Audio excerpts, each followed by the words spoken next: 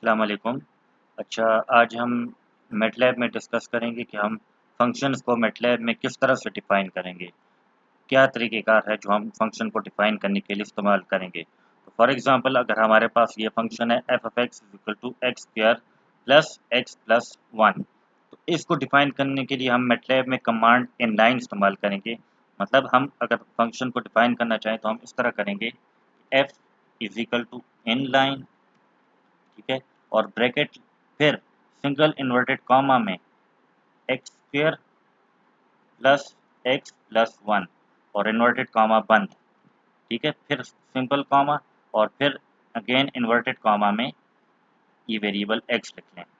Enter press कर लें तो देख लें आप लोग, ये फंक्शन हमारे पास डिफाइन हो गया है। फंक्शन हमारे पास डिफाइन हो गया। तो देखिए इसमें दो आर्गुमेंट्स हैं, दो हिस्से हैं इसमें। पहला हिस्सा क्या है, एक स्ट्रिंग है। स्ट्रिंग मतलब जो इन जिस तरह आपको पहले बताया था कि सिंगल इन्वर्टेड कॉमा में जो एक्सप्रेशन हमारे पास लिखी जाती है। तो अब यहाँ पर पहला जो आर्गुमेंट है, इसमें ये एक्सप्रेशन बताई गई है, मतलब फंक्शन को डिफाइन किया गया, मतलब एक तरह से। तो जिस तरह आपको यहाँ पर लिखा हुआ है कि first argument of a string containing expression to define a function, मतलब इसमें यह जिस तरह आप जानते हैं एक्सप्रेशन क्या होती है, एक वेरिएबल जिसमें एक तरफ से जिसमें वेरिएबल हो एक तरफ से, साथ साथ वो ऑपरेटर हो ना, ऐड, एडिशन, सब्ट्रैक्शन वगैरह डिटेल्स 9th क्लास में मौजूद हैं।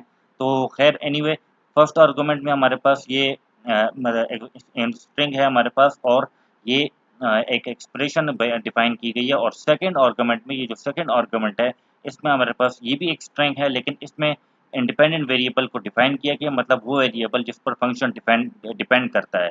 मतलब पहले आर्गुमेंट में ये स्ट्रिंग है, इन्वर्टेड कॉमा में एक्सप्रेशन डिफाइन की गई है, एक्सप्रेशन जो फंक्शन को डिफाइन करती है। और दूसरे आर्गुमेंट में, दूसरे हिस्से में स्ट्रिंग है जो कि इंडिपेंडेंट वेरिएबल, मतलब जिस पर फंक्शन डिपेंड करता है, वो बयान की गई है, वो डिफाइन की गई है। और इन दोनों के दरमियान कॉमा लगाया गया। तो इसलिए जब भी आपने फंक्शन डिफाइन करना हो तो इनलाइन पहले कमांड इस्तेमाल करनी होगी। इनलाइन क्यों यूज़ होती है, फंक्शन को डिफाइन करने के लिए यूज़ होती है। फिर आपने पहले सिंगल इन्वर्टेड कॉमर्स में वो एक्सप्रेशन लिखनी होगी, मतलब फंक्शन की एक्सप्रेशन लिखनी होगी आपने, ठीक है। फिर इन्वर्टेड कॉमा बंद करके आपने सिंपल कॉमा डालना होगा, और फिर आपने वो वेरिएबल लिखना होगा सिंगल इन्वर्टेड कॉमा में जिस पर फंक्शन डिपेंड करता है, ठीक है। अब अगर फ़र्ज़ करें हम अब फ़ंक्शन की वैल्यू किसी भी पॉइंट पर कैलकुलेट करना चाहें तो हम आसानी से कैलकुलेट कर सकते हैं। अगर मैं एफ ऑफ 0 दे दूँ तो देखें हमारे पास 1 आ रहा है। अगर आप एफ ऑफ 4 दे दें तो हमारे पास 21 आ रहा है। अगर आप चाहें तो एफ ऑफ 2 दे दें तो हमारे पास आंसर 7 आ गया। ठीक है, इस तरह कोई भी वैल्यू देकर आप फ़ंक्शन की वैल्यू कैलकुलेट कर सकते हैं उस पॉइंट पर। ठीक हो गया? फिर इसी तरह हम दो वेरिएबल्स का भी फंक्शन डिफाइन कर सकते हैं, दो या दो से ज़्यादा वेरिएबल्स का भी। जिस तरह यहाँ पर ये फंक्शन है u square plus v square, जो कि वेरिएबल यू और वी पर डिपेंड करता है। इसको अगर हमने डिफाइन करना है तो ये G is equal to inline. Inline जिस तरह आपको बताया कि ये फंक्शन को डिफाइन करने के लिए इस्तेमाल होता है। अब सिंगल इनवर्टेड कॉमा में सबसे पहले हमें एक्सप्रेशन लिखनी होगी जो कि है u square plus v square, single inverted comma बंद। अब हमें वो वेरिएबल्स लिखने होंगे जिस पर फंक्शन डिपेंड करता है। तो यहाँ पर फंक्शन दो वेरिएबल्स पर डिपेंड कर रहा है, वो हैं यू और वी। तो सबसे पहले हम सिंगल इन्वर्टेड कॉमा में यू लिखेंगे, फिर कॉमा, और फिर सिंगल इन्वर्टेड कॉमा में हम वी लिखेंगे, ठीक है, और ब्रैकेट बंद कर देंगे। एंटर प्रेस कर दें, फंक्शन हमारे पास डिफाइन हो गया। अब हम इसको भी इस तरह कोई भी वैल्यूज दे सकते हैं, जिस तरह आप दें जी ऑफ 0, 1, आंसर 1 आ गया। आप दे दें जी ऑफ 2, तो ये हमारे पास 8 आ गया। अगर आप दें जी ऑफ 2, 3 तो हमारे पास 13 आंसर आ गया। ठीक है, तो यहाँ पर आप देखें तीन आर्गूमेंट्स हैं। पहला आर्गूमेंट जो कि फंक्शन की एक्सप्रेशन बता रहा है, और बाकी दो आर्गूमेंट्स फंक्शन के वेरिएबल्स जिस पर फंक्शन डिपेंड करता है वो बता रहे हैं। ठीक है, इस तरह हम फंक्शन को डिफाइन भी कर सकते हैं और फंक्शन की वैल्यूज़ भी हम कैलकुलेट कर सकते हैं इन मुख्तलिफ पॉइंट्स पर। ठीक है, तो ये तो अब फंक्शन को डिफाइन करना। इसी तरह हम 4 वेरिएबल्स का भी फंक्शन डिफाइन कर सकते हैं। अच्छा, अब देखें जिस तरह पिछले लेक्चर में हमने पढ़ा था, मैटलैब जो है वो अब मैक वेक्टर्स के बारे में। तो मैटलैब पिछले लेक्चर में हमने मैटलैब के बारे वेक्टर्स के बारे में पढ़ा था। तो अब मैटलैब जो है वो फंक्शन जो डिफाइन करता है, वो उन वेक्टर्स पर भी डिफाइन कर सकता है जिस पर फंक्शन एक्ट करता है। मतलब ऐसे फंक्शन जो वेक्टर्स पर एक्ट करते हैं या जो वेक्टर्स पर डिफाइन होते हैं, उनके लिए भी एक कमांड है हमारे पास। वो कमांड हमारे पास ये है कि हम पहले इनलाइन इस्तेमाल करेंगे और फिर हम ये वेक्टराइज़ कमांड इस्तेमाल करेंगे। वेक्टराइज़ किस लिए?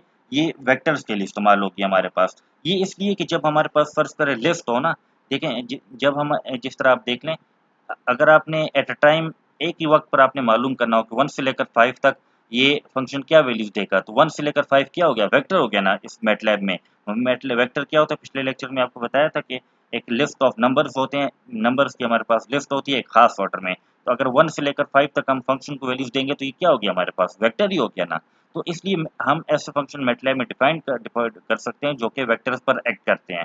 ठीक है? तो उसके लिए हमें इनलाइन कमांड तो फ़ंक्शन को डिफ़ाइन करने के लिए और वेक्टराइज़ कमांड वो वेक्टर्स के लिए हमें इस्तेमाल करनी होगी।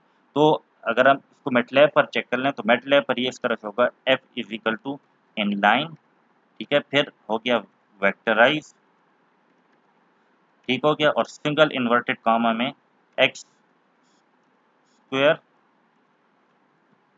प्लस x प्लस 1 और इन्वर्टेड कॉमा भी बंद हो गए और ब्रैकेट भी बंद, और फिर सिंगल इन्वर्टेड कॉमा में x, ठीक है? ये अब हमारे पास ये फ़ंक्शन डिफ़ाइन हो गया जो कि वेक्टर्स पर एक्ट करता है। और इसमें देखें पता किस तरह से चल रहा है कि ये फ़ंक्शन वेक्टर्स पर एक्ट कर रहा है। देखें इसमें x डॉट पावर 2 वो एक्स स्क्वायर जो है वो वेक्टर की फॉर्म में लिखा गया है। जिस तरह वेक्टर में अगर हम एक वेक्टर का स्क्वायर मालूम करना चाहें तो हम एक्स स्क्वायर नहीं लिखते बल्कि x डॉट पावर 2 लिखते होते हैं।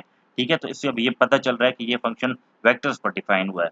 अब अगर फ़र्ज़ करें हम चेक करना चाहें कि 1 से लेकर 5 तक ये फ़ंक्शन क्या वैल्यूज़ देगा, तो आप चाहें तो 1, 2, 3, 4, 5 लिख लें, या जिस तरह पहले आपको बताया था कि नंबर्स के दरमियान स्पेस डाल दें तो वेक्टर डिफाइन हो जाता है। लेकिन आसान तरीका ये है कि 1:5 आप लोग लिख लें। 1:5 लिख लें, वैल्यूज़ एंटर एफ ऑफ 1:5 लिख लें, इंटर प्रेस कर दें, आपके पास 3, 7, 13, 21, 31 आंसर आ जाएँगे। मतलब 1 पर ये फ़ंक्शन 3 वैल्यू देता है, 2 पर ये फ़ंक्शन 7 वैल्यू देता है, 3 पर 13, 4 पर 21 और 5 पर 31 वैल्यू देता है।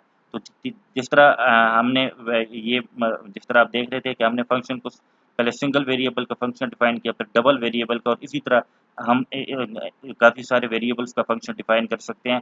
अब इस तरह हमने ये भी देख लिया कि फ़ंक्शन जो वेक्टर्स पर एक्ट करता है, वो भी डिफ़ाइन किया जा सकता है मैटलैब में। ठीक है? तो आज के लिए इतना ही, इंशाल्लाह फिर अगले टॉपिक में हम दोबारा अगले टॉपिक के लिए हम दोबारा मिलेंगे इंशाल्लाह अगली वीक।